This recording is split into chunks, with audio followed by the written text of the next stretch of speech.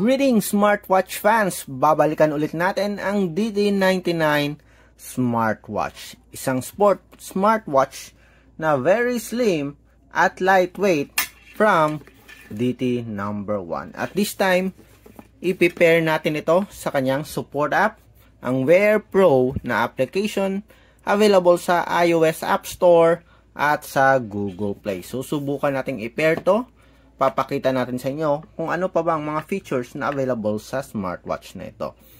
So, sa may mga tanong about sa smartwatch, sa DT99 smartwatch, at sa Wear Pro na application, mag-comment lamang sa baba. Okay, let's start. I-try na natin i-install ang Wear Pro na application para sa ating DT99 smartwatch. So, sa pag-install ng application, so kailangan nating scan ang QR code. So, meron tayo dito sa box mismo. Available sa iOS at Google Play Store. Pero sa Google smartphone or sa Android smartphone natin i-install ang support app. Meron din QR code sa smartwatch at meron din sa user manual. Pero alam na natin yung name ng application. So, isa-search na lang natin directly dito sa Google Play Store. So, eto nga. So, popular siya na application. 1 million plus downloads. Karamihan ng DT number 1 smartwatch ay gumagamit ng Wear Pro app. So, marami silang update sa application. Okay rin yung mga list of watch faces at function. So, susubukan natin i-install ang application sa Android. So, kung meron kayong DT99 or any other smartwatch na gumagamit ng Wear Pro app, panoorin nyo yung video nito kung paano i-set up ang smartwatch nyo para sa Wear Pro na application. So, meron tayo dito 57.59 MB. Medyo malaki-laki, pero medyo okay naman. Mabilis naman yung internet natin. So, madadownload kagad natin to ng mabilisan.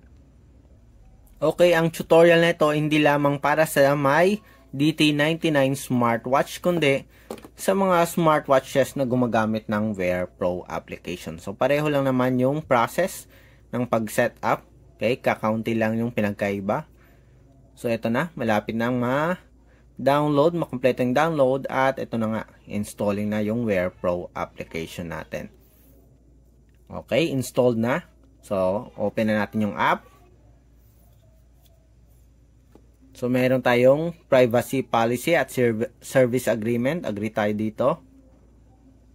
Then, nagre-require ng sign up. So, merong mga third-party application dito na kikita nyo. Okay, may WeChat tayo, may Google. Pwede rin kayong mag-register kung gusto nyo. Okay, so sa atin, dahil temporary lang naman to, guest mode tayo. Okay, login successful. Okay, meron tayo kagad na paunang permission. So, access to this device location while using the app. Okay, i-allow natin. GPS to. Okay, so ito yung UI ng Wear Pro application natin. Meron tayong health section or exercise record, health report, kasama dito yung heart rate at blood pressure, blood oxygen saturation, menstrual cycle at ECG detection. Sa baba, meron tayong exercise, discover, device, at me. Me yung profile. Exercise para sa sports natin. So, punta tayo dito sa device para ma-add natin yung smartwatch natin. Scan to add or search add. Okay, para wala nang masyado pang complications or issues, tap na lang natin yung search add. So, please turn on your Bluetooth first. Okay natin. Activate lang natin. Okay, go back tayo. Then, ayun. Connected na ba? Nag-pair na kaagad. Ayun, connected kaagad tayo. So, nakita niya kaagad yung smartwatch natin. And, kinonect yung DT99 smartwatch natin. So, subukan natin. Check natin. Find watch nga. Ayun. So, connected tayo sa DT99 at yung DT99 connected sa Wear Pro and the same din Wear Pro ay connected na sa DT99. Okay, so basic setup tayo. Activate natin yung incoming calls. Tingnan natin kung may permission. Ayun nga, meron tayo dito. Allow mo lang. Ito kung gusto nyo i-activate yung Bluetooth call na feature. SMS, allow rin natin. App notifications, kung gusto nyo makareceive sa mga Facebook, Instagram, at other popular na social app. So, notification access, hanapin lang natin yung Wear Pro, i-allow lang natin. Ayun. Okay, pili lang natin. Viber, FitCloud Pro, TikTok, ano pa ba? Okay, gusto rin natin makareceive ng notification sa Shopee, Facebook, okay, at email. Okay na. So, go back. So, activated na lahat yung basic setup natin. Okay, next, susubukan natin mag-install ng watch face. Okay, so download tayo ng watch face. Pakita lang natin. So, check natin. So, dito tayo sa technology. Meron tayong free dito. Tap lang natin. Tapos, install. Tingnan natin kung magkaroon tayo ng successful installation and download ng watch face para sa DT99 natin. So, downloading 100%.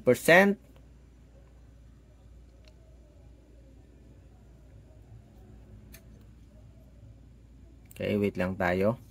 Ayun, nag-switch na sa download mode yung DT99 smartwatch natin. At nag-install na.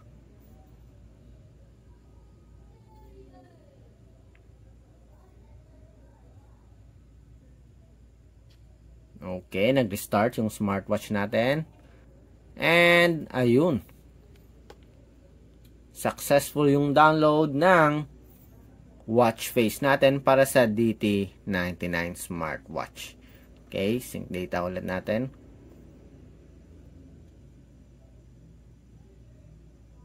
Firmware version, tingnan natin, merong update ba? Already the latest. Okay, unit settings. Okay lang. Hindi na natin i-change.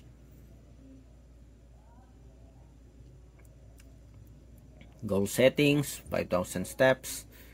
Okay, so everything's okay para sa ating DT99 smartwatch na set up natin ng maayos. Kasama na rin ang incoming calls, Bluetooth call, SMS, app notifications, at meron din tayong watch face. So, kung meron kayong DT99 at nahihirapan kayong i-pair sa Wear Pro app, o kung meron kayong smartwatch at kailangan nyong i-install ang Wear Pro app, panoorin lamang ang video na ito or mag-comment sa baba para matulungan kayo sa inyong issue with a Wear Pro application.